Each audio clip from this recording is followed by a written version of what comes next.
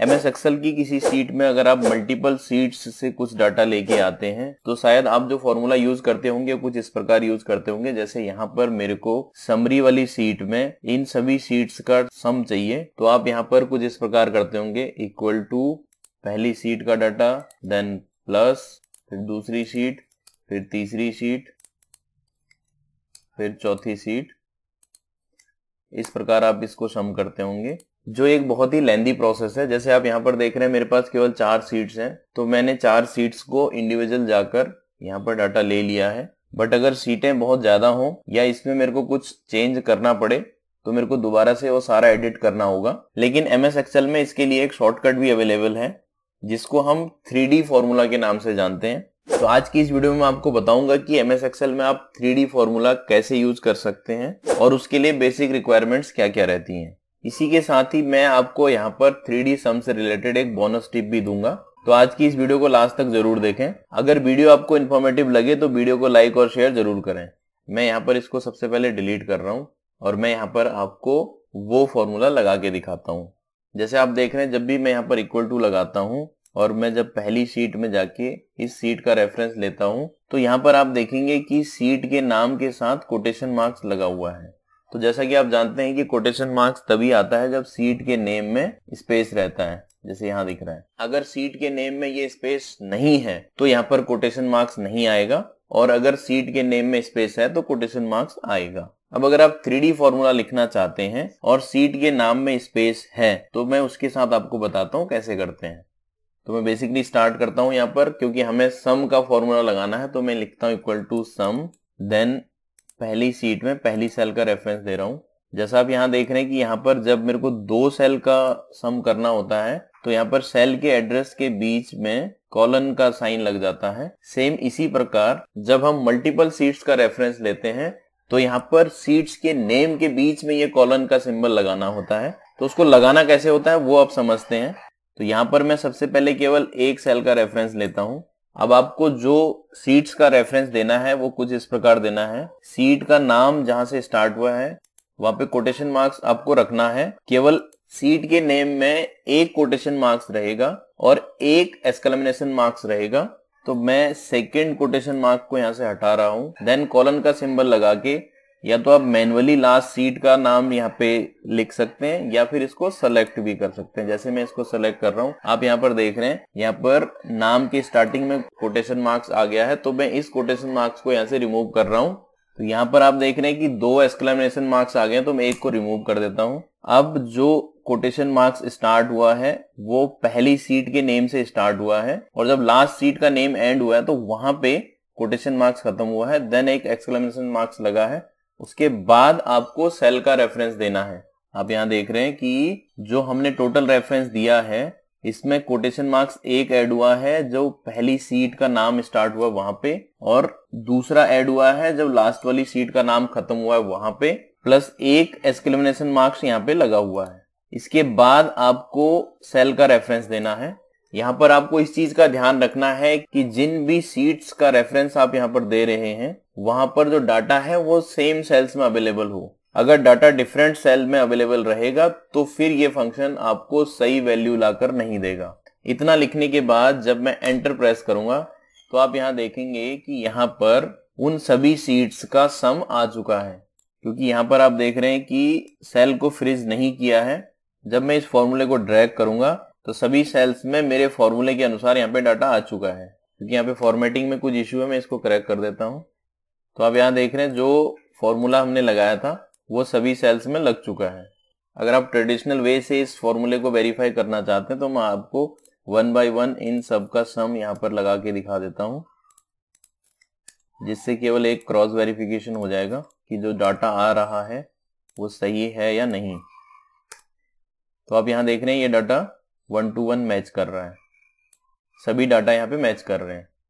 इसी प्रकार जो टोटल का डाटा है वो भी हम यहाँ पे लेके आ सकते हैं, क्योंकि हर सेल में नीचे टोटल किया हुआ है। अगर आप चाहते हैं कि जो टोटल वाला डाटा है वो यहाँ पर जो टोटल है इनका टोटल ना आके इन सब का टोटल आए, तो वहां पे आप फॉर्मूला को चेंज कर सकते हैं। क्योंकि हमारे पास जो एक्चुअल में डाटा है वो B3 से B10 तक है, तो मैं यहाँ पर सेल का रेफरेंस दे देता हूं B3 to B10। जब मैं एंटर प्रेस करूंगा तो ये डाटा आपको यहां पर मिलेगा। आप अगर इसको वेरीफाई करना चाहते हैं तो यहां से देख सकते हैं ऊपर का जो सम है, जो इन सेल्स के सम के बेस पे टोटल आ रहा है और जो टोटल 3D फॉर्मूले से आ रहा है वो दोनों मैच कर रहे हैं। अब यहां पर आपको इस चीज का ध्यान रखना है कि जो हमने फॉर्मूला लगाया है अभी, वो यहां इस सीट से लेके इस सीट के बीच में जो भी डाटा है उसके बेस पे लगा हुआ है। अगर अब इस सीट के बीच में मैं कोई सीट ऐड कर दूं, सपोज अभी जो डाटा है आप यहां देख रहे हैं 409807 है, सपोज मैं इस सीट को मूव और कॉपी करके इन्हीं के बीच में कहीं पे रख देता हूं, तो अब यहां देखेंगे आप कि ये सम चेंज हो गया है। इसी प्रकार अगर मैं इस सीट को दोबारा से उठा के जो मेरी फर्स्ट सीट है या जो लास्ट सीट है उससे आगे पीछे कर देता हूं, सपोज मैं फर्स्ट सीट से पहले इसको ले आता हूं, तो आप यहां देखेंगे दोबारा से वो उस सम रेंज से आउट हो चुका है। और अगर मैं इसको इससे बीच में दोबारा लेके आता हूं तो वो फिर से सम रेंज में आ जाएगा। इसी प्रकार अगर मैं इसको इससे पीछे भी ले जाता हूं तो वो फिर भी सम रेंज से बाहर हो जाएगा। मैं इसको बीच में ले आता हूं, प्लस एक सीट मेरे पास यहां पर अदर डिटेल्स की बनी हुई है। जब मैं इसको भी इनके बीच में ड्रैग करूंगा तो आप देखेंगे कि ये भी मेरे सम को हिट करेंगे। तो जो अदर्स डिटेल वाला डाटा है वो भी यहां पर इनके साथ इंक्लूड हो रहा है। तो जब भी आप 3D फॉर्मूला लगा रहे हैं तो इस चीज का ध्यान रखें कि जिस रेंज में आपने फॉर्मूला पुट किया है उसके बीच में कोई भी सीट ऐड या डिलीट ना करें। अगर आप ऐड या डिलीट करेंगे तो उसका इंपैक्ट आपके इस डाटा पे आएगा। अब बात करते हैं बोनस ट्रिक की। तो जैसे आप देख रहे हैं कि यहाँ पर जितनी भी सीटें हैं उसमें अगर अदर डिटेल्स को हटा दूं तो जो बाकी सीट्स हैं उन पे 2022 लगा हुआ है, और आप चाहते हैं कि उन सब सीटों का ही सम आए जहां पे 2022 लगा हुआ है। तो आप समझते हैं कि उसके लिए फॉर्मूला हम कैसे लगाएंगे। मैं यहाँ पर वो फॉर्मूला लगा के दिखाता हूं। अगर आप चाहते हैं कि यहाँ पर जो भी सीट्स हैं उसमें 2022 जिसमें लिखा है केवल उन्हीं का सम यहाँ पर आए, तो आपको सिंपली लिखना है जो भी फंक्शन आपको लगाना है। जैसे मेरे को यहाँ पे सम चाहिए तो मैं सम लगा रहा हूं। उसके बाद क्योंकि शीट के नाम में स्पेस होने की वजह से मेरे को यहाँ पर कोटेशन मार्क लगाना पड़ेगा। देन अगर हम किसी भी फंक्शन में कुछ इंक्लूड करने के बेस पर फंक्शन लगाना चाहते हैं तो उसके लिए आप जानते हैं कि हम वाइल्ड कार्ड लगाते हैं। वाइल्ड कार्ड के लिए हमें स्टार लगाना होता है। स्टार के बाद आप जिसको इंक्लूड करना चाहते हैं वो वैल्यू लिखें। जैसे मैं यहाँ पे 2022 को इंक्लूड करना चाहता हूँ और उसके बाद में फिर से स्टार लगा देता हूँ। 2022 चाहे स्टार्टिंग में आए या फिर पीछे आए तो ये उन सभी डाटा को पिक करेगा। इसके बाद मेरे को कोटेशन मार्क्स क्लोज करना होगा, देन एक्सक्लेमेशन मार्क्स लगाना होगा और उसके बाद उस सेल का रेफरेंस देना है जिस सेल से मुझे वैल्यू चाहिए। ब्रैकेट क्लोज करने के बाद जब मैं एंटर प्रेस करूंगा तो आप देखना कि MS एक्सेल इस फंक्शन को अब किस तरीके से लिखता है।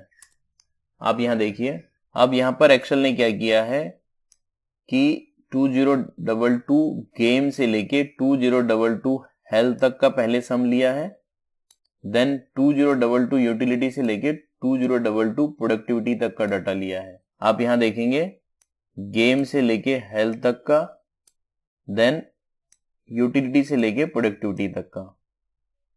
क्योंकि बीच में अदर डिटेल वाली सीट भी इंक्लूडेड है तो उसको एक्सेल ने एक्सक्लूड कर दिया है और बाकी सारा डाटा उसने ले लिया है। और जब मैं इसको ड्रैग करके नीचे तक लेके आऊंगा तो आप देखेंगे कि ये सेम डाटा आपको यहाँ पे लाके देगा। अब अगर मैं इस अदर डिटेल्स वाली सीट को उठाकर पीछे कर देता हूं तो आप यहाँ देखेंगे कि दोनों सीट में सिमिलर डाटा हमें मिल रहा है। और अगर मैं दोबारा से इसको बीच में डाल देता हूं तो आप देखेंगे कि जो हमने मैनुअल फंक्शन लगाया था उसमें वो इंक्लूड होता है, जबकि जो वाइल्ड कार्ड एंट्री करी थी उसमें वो इंक्लूड नहीं होता है। लेकिन आप यहाँ पर इस चीज का ध्यान रखें कि अगर इस सीट को आप इस बीच में कहीं पर ऐड करेंगे या फिर इस बीच में कहीं पर ऐड करेंगे तो वो डाटा उसमें इंक्लूड हो जाएगा। जो एक्सेल ने फॉर्मूला चेंज किया था वो उसी कंडीशन के बेस पे किया था। जिस टाइम हम फॉर्मूला लिख रहे थे उस टाइम पे जो कंडीशन थी उसके बेस पे उसने केवल फॉर्मूला लिखा था। अब अगर सपोज मैं इसको उठा के यहाँ पे डाल देता हूं तो आप देखेंगे कि वाइल्ड कार्ड एंट्रीज जो हमने फॉर्मूला लिखा है उसके अंदर भी इसको इंक्लूड कर रहा है, क्योंकि अब जो एक्सेल डाटा पिक कर पा रहा है वहां पे ये सीट इंक्लूड हो रही है। और जब मैं इसको उठा के इसके पीछे कर दूंगा तो ये सीट एक्सक्लूड हो जाएगी।